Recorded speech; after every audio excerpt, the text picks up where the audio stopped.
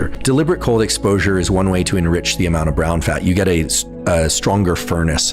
And there's some wonderful science on this published recently in Cell Reports Medicine by Susanna Soberg.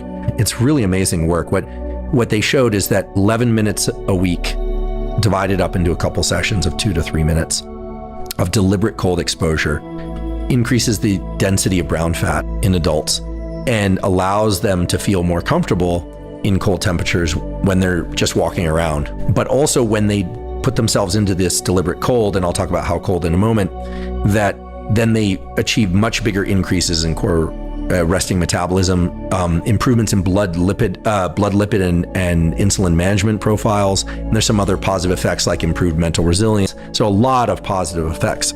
So a lot of people say, okay, do I need to get into an ice bath? No, you need to get uncomfortably cold for 11 minutes a week. That could be done with a cold shower. That could be done by getting into an ice bath. That could be done by getting into the ocean. That could be done by getting into a lake. That could be, it is not important how you get cold. How cold depends. And people always say, I want to give me a number. Well, what's uncomfortable to you is not going to be uncomfortable to me and vice versa. So uncomfortably cold. And then the key thing is that it needs to be safe. You're going to try and get into chilly water that you want to get out, but you can calm yourself and stay in for that period of 2 to 3 minutes. There's one study that was done having people submerge themselves in water of about 60 degrees, which is not particularly cold, 60 degrees Fahrenheit, but they did it for 45 minutes. So it could also be being in kind of, you get into a pool and it's not quite warm enough. It could be that, but you stay in longer. But for 11 minutes, it should be pretty uncomfortable. Like you want to get out. So I think you get that 11 minutes per week, and that sets you up for this effect. And it should be divided across multiple sessions, but it could be Monday, Tuesday, Wednesday, and then you have 4 days off. It could be Monday, Wednesday, Friday. It doesn't really matter. Now, there are other reasons to do cold exposure. What happens when you get into cold? A couple things. You vasoconstrict, and there's a rebound vasodilation, so you're getting better perfusion and blood flow. Biggest effect is a big increase, 2.5x increase in dopamine that lasts for several hours. It's a significant increase. You feel mentally clear, you feel alert. It increases metabolism for the reasons we discussed before. And then there's the process of getting into this cold water when you didn't want to.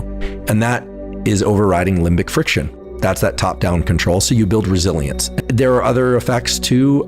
For instance, if you want to enhance fat loss and lipolysis, it does seem like activating shiver is key, because when you shiver, the muscles release a molecule called succinate. Succinate then goes and activates the brown fat. So you get a further increase in metabolism. One of the best things you can do is get into the cold source, whatever it happens to be.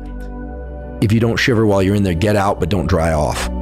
And just stand there. You'll start to shiver pretty quickly as it starts to evaporate off you. There's sauna. So sauna or hot shower or hot bath. I mean, there's a variety of different ways to get the heat up.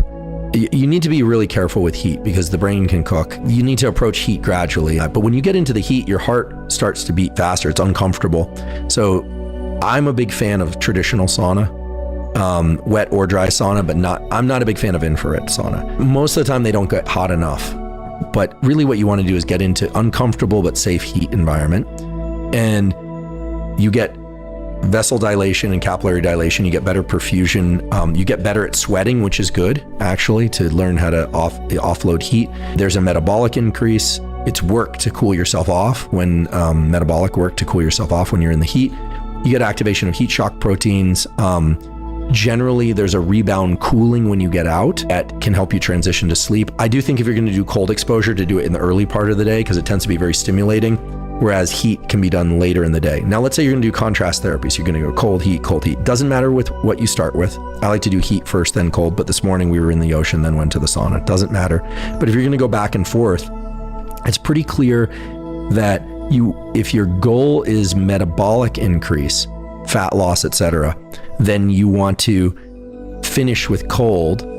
And so you might go cold, heat, cold, heat, cold, and you finish with cold, and then you have to, because then you have to heat yourself up naturally using your own endogenous mechanisms, and that itself has a big metabolic demand. If I'm going to do sauna in the evening, then I'll just get in the sauna, get out and kind of cool off, maybe take a warmish shower, cool shower, and then get into bed. No big deal. But I'm not going to do an ice bath right before bed, because generally to fall asleep, you need a 1 to 3 degree drop in temperature.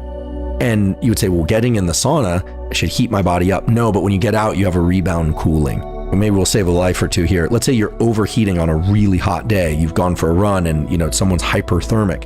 You would think, oh, put cold, wet towels over their body.